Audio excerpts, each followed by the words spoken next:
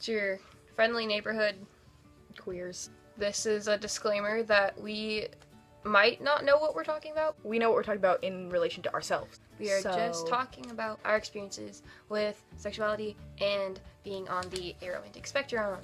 People ask questions on my account and we're going to answer them, since a lot of people are really confused about aromantic spectrum and there's not very many videos on the aromantic spectrum on YouTube, I've noticed. So we are going to make a video introducing ourselves. Okay, I'm Sandia. I go by they, them pronouns. And my gender starts hyperventilating. Okay, I literally have no clue. Probably like non-binary. Give us a fun fact about yourself, Sandia. Apparently, they dab when they sneeze. That's a fun fact. It's the most efficient way to cover up a sneeze. Destroy all bacteria. Okay. Gender. I am probably non-binary. All I know is that I'm probably not a girl. And I don't think I'm a boy. So, people think that non-binary isn't real. So, I'm sorry if you don't think that's real, but I mean, like, your turn. Okay, I'm Lee. I go by they, them pronouns. I'm non-binary, maybe agender. Okay, so on the aromantic spectrum. Oh, yeah, true. I think I might be fully aromantic, and if not, probably lithromantic, which is when you, in theory, like romantic relationships, and you know, maybe you might feel romantic attraction, but once, like, the feelings are reciprocated, then it kind of just is, like, gone, or if you, like, you get in a relationship, it's gone. If I dated somebody romantic way, just, like, I couldn't. Like, never mind. I couldn't. As for me, I'm gray romantic, so romantic attraction, doesn't happen very often, and when it does, it's pretty weak, and I don't really care to act on it or anything, because it's not like, wow, I really want to date this person. It's more like, yeah, I date that person. So we're gonna talk about sexual attraction really quickly. Asexual and aromantic are not the same thing. People seem to think that aromantic and asexual are interchangeable. Or that anyone who's aromantic is asexual, anyone who's asexual is aromantic. That's not the case for me. I don't know why I just dabbed. We're gonna get flagged. We need to answer questions. Our first question is, what helped you realize you were aromantic? For me, I, at one point, was like, I'm a lesbian, and I got really scared because I was like, I grew up in a really religious household, so I was like, but then I was like, I don't know, I kind of like guys too, and then I was like, wait, I could like anybody despite their gender, so I said pansexual for a long time. But pansexual, panromantic?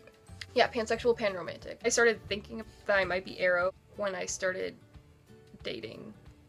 I dated somebody and I was like not enjoying it at all, and the person was way more involved in it than I was, and I felt kind of bad because I didn't do anything romantic with them, and they always wanted to do romantic things with me, and I was like, I miss you. Thanks. I thought that it might be because I was like gay or something, and because like it was a guy that I dated, but it was like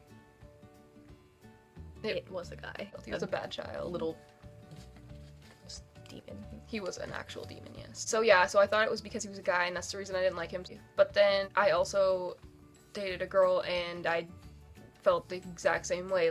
I felt like I really wanted like to be friends with them really badly, but then when I dated, I just didn't want to do anything romantic with them. They call me like babe, and I'd be like, okay, well, for me, I didn't really know what aromanticism was for like a long time, so I didn't think that was like a thing you could be, because I had never heard of it. When I was like first like learning like, hey, like straight is not the only option, I was like, okay, I think I'm bisexual, and it was like bisexual, biromantic. A couple years later, I was like, okay, well, I'm not into guys at all, so I guess I'm like, I'm gay. But then I was like, oh, well, I'm non-binary, so I guess you can't be gay. That's not how being non-binary works. So basically, I just decided, yeah, okay, I'm romantically attracted to girls.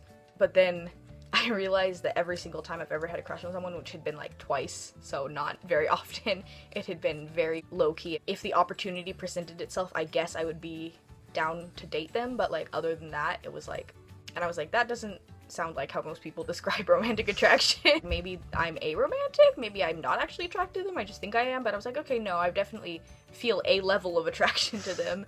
And then I discovered that gray romantic is a thing. You don't have to be all or nothing, it's a spectrum. Next question, are there any people in your life that really helped you in discovering that you're aromantic? One, the people that I dated. I think I wouldn't know that for sure unless I actually dated them, and I'd say like two was probably like people like you who like Yeah, who introduced me to like altruist attraction and like, which we'll talk about later. we'll talk about that later. Yeah, so who would you say? Basically just my friends who are really woke about sexuality, romantic orientations and stuff, because they were the ones like, hey, this is real and you can like identify that way. And I was like, oh, well, that's pretty convenient for me. Next question is, what's your biggest pet peeve regarding the aro stigma? I'd say we might have the same one probably. Well, first of all, there's like the asexual and aromantic being interchangeable, or like, which is like, no, also the whole like aromantic people are heartless and they don't feel love. It's like, no, that's not real. So like we both have like really like strong platonic love for like our friends and stuff like that. True. And like we're not heartless. Questions, get those questions. Oh! So the next question is basically, can aromanticism be fluid? Like, sometimes you feel like you could date people and sometimes you feel like you wouldn't date people. Like how bi people can lean towards one gender. Well, I think that sounds more like gray romanticism, or somewhere on the gray aro spectrum. Wouldn't call it like aro fluid or something. It's more like it's a type of gray. It sounds more like it would be a type of gray romanticism. I've never heard of anything like that before. If someone felt like that, then like that's them, you know. I would probably classify it more as gray romantic than anything. If someone was like, yeah, my aromanticism is fluid, I'd be like, all right, dude. I mean, you do you. Every single sexuality and romantic orientation is made up. So, like, we made it all up. We made everything up. Literally does not matter if you think you're, like, making it up or something, because if that's how you feel, then it's real. So, the next question is, do you think that cisgender aro aces should be in the LGBT community? Or, like... Probably, like, I mean, like, heterosexual aromantics, or hetero-romantic asexuals, cisgender, and I say yes. I say yes. People like to connect aromantic and heterosexual, or like aromantic and hetero-romantic, asexual, heterosexual, but that's like comes from the assumption that being hetero whatever is the default or like normal. You're aromantic, that does not mean that you're like straight. I feel like not thinking that ace people and aro people shouldn't be in it is a little bit... It's like, what does the A stand for then? Ally? No. Applebee's? Freaking... Like, give it the whole point of Alaska? Like the only cisgender thing that means you can't be in the LGBTQ plus community is if you're cis, you're and you're heterosexual and you're heteroromantic. If you're asexual, you're in the community. If you're aromantic, you're in the community. It's not like you have to be like, these are my qualifications and submit a gay resume. If you're in the community, you're in the community. And I think that aromantic and asexual people are a part of the community. The next question is, can you be aromantic but still want a relationship? Well, there are a couple things that are called queer platonic relationships and altruist, like attraction or altruist relationship. Both me and Sandia experience altruist attraction. So altruist attraction is a thing that exists. It's defined as wanting emotional closeness with someone, and it's not defined as romantic or platonic. It's somewhere in between the two, not in like the level of like importance, because people who think romantic relationships are more important than platonic relationships are wrong. So that is a type of relationship you could have as a romantic person, but also you can experience altruist attraction and experience romantic attraction. You don't have to be aromantic or on the aromantic spectrum to experience it, but it is a non-romantic type of relationship that people can be in. There's also sexual relationships, obviously, which that's a type of relationship you can be in when you're aromantic. And there's also queer platonic relationships, which a lot of people have heard of, which is like more than friendship, I guess. And a lot of aromantic people are in queer platonic relationships, and I'm not really the expert on that, so, you know, if you want to look some of that up, there's a lot of cool resources about that. Just, you know, research. Again, we don't know everything, so... No. If you're aromantic, I guess you could be in a romantic relationship, but it would probably be very unfulfilling for the person you're dating. Yeah. Considering you're not, like... I mean, Sandia's dated people, and... if you're aromantic and you're gonna be in some sort of relationship with someone, like, you want to be, like, I am aromantic, so I'm not going to experience romantic attraction towards you, so don't catch feelings for me. Romance is not the end-all, be-all. The next question is... So the next question is, are you comfortable with a platonic relationship? Yes. Yes, This what you're looking at right now? Platonic relationship. This This is my friend. Platonic relationship. That's my sister. Platonic relationship. Maybe you didn't know what platonic means Maybe exactly. that's not what you meant by the question. Maybe that's not what platonic connection. Trying to shut up. Platonic relationship is generally defined as friendship. Most people have friends, regardless of their romantic orientation. As an aromantic person, yes, 100%. Platonic relationships are a very important part of my life. Like I said, like, aromantic people aren't heartless. They can feel love, just not necessarily romantic love most of the time. The next question. Could aromantic people still get some form of a crush? And that's like what we were talking about before, like altruist relationships and queer platonic relationships. Also depends on where they are on the aromantic spectrum. Exactly. So like I'm gray romantic, so I can get a crush sometimes.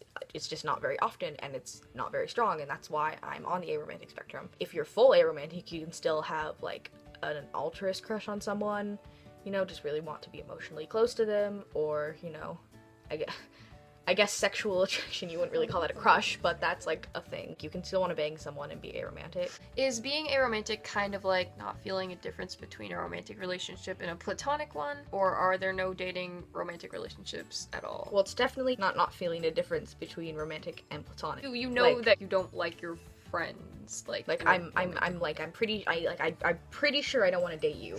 Dating doesn't have to necessarily be romantic. Like we were talking about, you can date someone queer platonically, you can date someone altruistically, I guess you could sexually date someone, that would pretty much just be hooking up with them.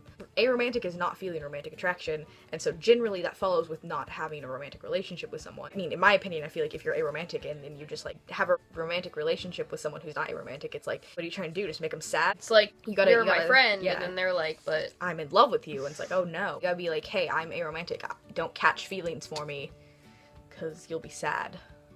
If you're gray romantic, you can date someone, because gray romantic isn't full aromantic. Yeah, it depends on where you are on the spectrum. Exactly. Last question. How do you deal with ignorant people who you are close with? Well, first you try to educate them, because, you know, maybe they just don't know. Maybe they're not trying to be terrible people. This applies to, like, anything about, like, being LGBTQ+. If someone is, like, ignorant, they might not be, like, trying to be shitty, you know? Educate them or encourage them to be educated.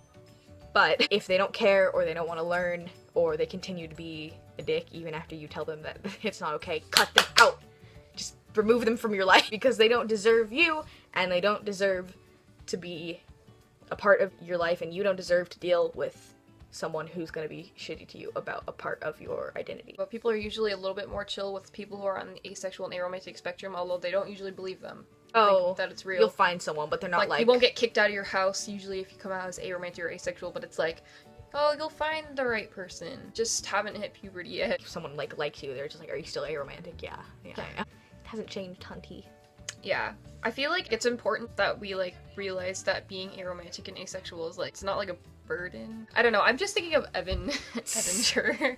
Stop roasting people. You're not gonna be as oppressed as someone else in the community who isn't in the community because they're aro or ace. It's not like it's privilege or anything. I mean, I know there are asexual people who have undergone corrective rape, which is really, really fucked up. There can be harassment and things like that, but you know, just don't accept anything less from people than you deserve.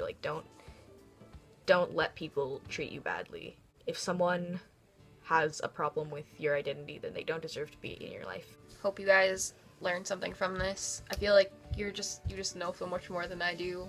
I spent a really long time just researching things. It's just that's my thing. I don't know. So yeah, I know some stuff. This boyo right here knows what they're talking about. Glad we could answer you guys' questions. If you have any more questions, you can leave some in the comments, and we'll try to answer them for you. I don't really post that much, so if you want to subscribe, no you can subscribe. I mean, you can like the video too, but I'm not gonna get paid for it probably, so. Someday we'll have a backdrop that isn't a white wall. We end this video. Goodbye. What's up, baby? With a floppy George. Okay, thank you.